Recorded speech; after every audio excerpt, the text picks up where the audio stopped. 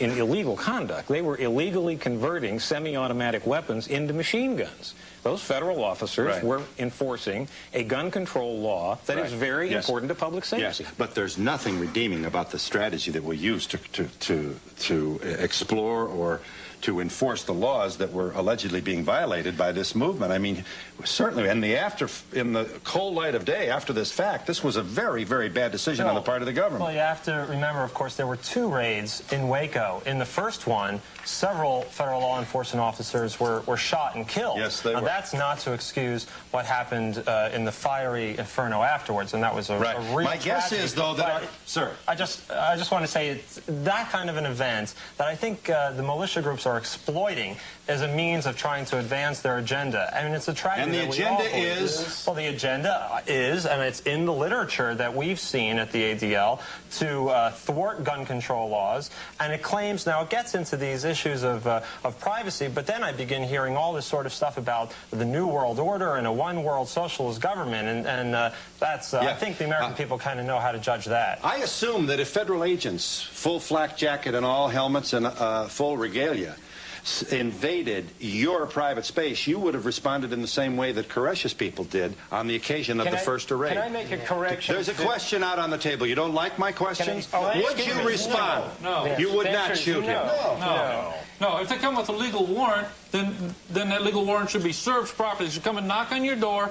We will bow to any legal warrant and have our day in court, and that's what we ask for those people. Absolutely. No service of a warrant in the Koresh situation. There was no service. It was premeditated. And those of you that want to really find out about it, contact us at Knox in Montana, and the militia, and we have the tapes and documentations, like the ordering of body bags before they even went in there. Over here, please. I live an hour from Waco, Texas, and it scares me to death that that's in my backyard. And the reason that happened is because people believed and listened to people like you.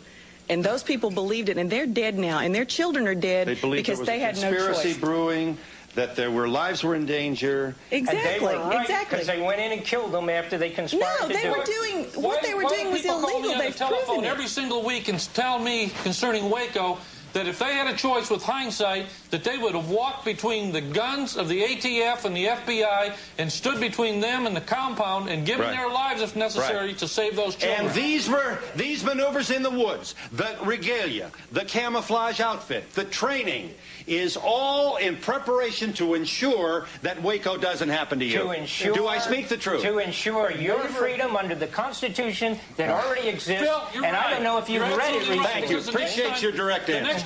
The next time, using hindsight, 2020, the next time a Waco is going to happen, I hope that I have the opportunity to stand on the line between those children and those rifles. And if they want to shoot me and take me out, that's fine, but at least I'll hold the line. And I hope there's rows of tens, and that the media can come in and expose it and stop it and take the people to justice. You sound like you're going to be Gandhi. You're going to walk out there unarmed and stand between the police and the children. You're right. But we have the testimony of at least one of your members that he's going to let somebody have it if they come unauthorized, in his view, into his property. That's right, and you can ask millions of gun owner Americans, not militia members, when they come to get my guns, they'll have to take it in my cold, dead hand. And you know it's true, and that's life. They believe in the Second Amendment of the Constitution. You cannot come and confiscate my weapons, and if you do, I'm going to defend myself with at least one of them. You can say, in the last 18 months, you've watched gun sales and ammunition sales skyrocket.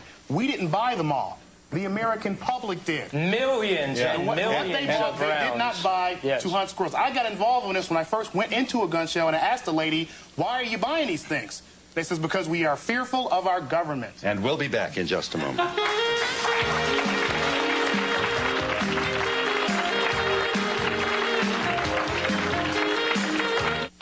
Yes.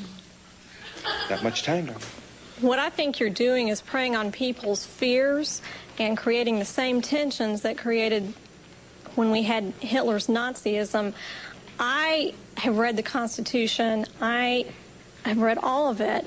What you're trying to do is twist it to your own means. You do not know what we're trying to do. You don't know us, ma'am. Well, you don't know me, but I do know that we do need laws against guns. I detest any more than fascism and Hitler's Nazi.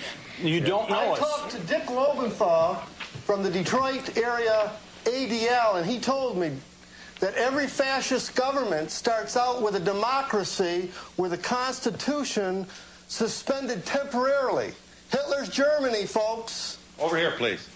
I'm not from Montana, but I've never had a FBI agent or a sheriff ever knock on my door for every reason, for any reason. And one other thing is... There's some inner city people that want you to know that this is happening.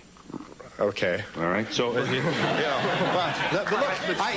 don't understand, at least we have a responsibility as citizens to understand that there is enough evidence to go around that ought to alarm anybody interested in the Bill of Rights. If you don't care about the Bill of Rights, then really, what the hell is the point of this whole American experiment? But that's the whole... But these people who, I think it's called paranoia, and the best cure for that would be a nice little shot of Prozac. That could take care of their for a while. That's all they need, a few cc's, and they'd be fine. They would be paranoid. Would you say to the little children at Waco, hey, honey, don't be so paranoid? 17 Uncle Sam isn't going to do this. I don't think they had a right to combine the First and Second Amendment. I don't think if you have freedom of religion, freedom of the bear arms has the same thing to do with each other. You should be able to have your religion without having your arms. The point was that the Constitution of the United States basically was created on a God-fearing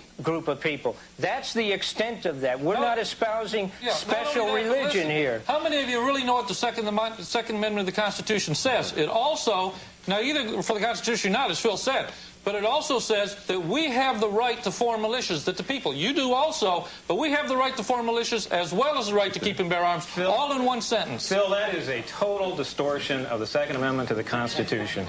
This guy doesn't have the foggiest idea what that amendment means.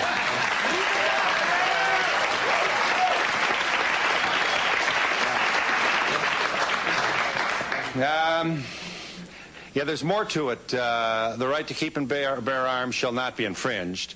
And also the establishment of a militia is declared. Well, notice it says a well-regulated militia necessary to the security of the state. The militia is a military force of state government, not a private army. No, the Second Amendment is in the Bill of Rights. The Bill of Rights for guarantees to the people, not to the government. Please let me say that we have on the stage represented 3 states in which there is militia activity. Considerable amount of it. The New York Times has reported on your states and others. Florida has considerable militia activity. I think the Mr. Fletcher, he of the many photographs, and now here he comes with a report, would want to say that what, half our states now have militia activity? No. Probably what? Probably. Phil, I'll give you a fact. I have 48 states that have militia activity, 25% of the counties, and I can document every one of them. And we'll be back in just a moment.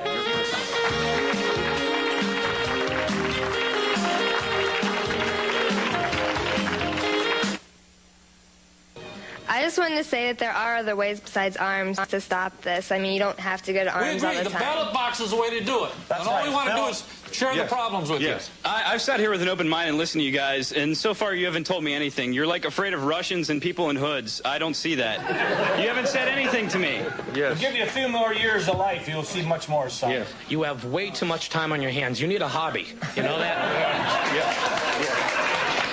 I'm sure I could get a lot of people to join my organization, too, if I could give everyone a gun, and especially gentlemen, I know they like this, to run around in the woods and shoot them and play war games. Nobody gives anybody anything. There's many ladies in our organization. If I might point out, those of you that don't quite get a handle on it and don't quite understand it, contact us there in Knox, Montana, and we'll give you things such as examples of Bill Clinton's emergency rules that he just laid down June the 3rd.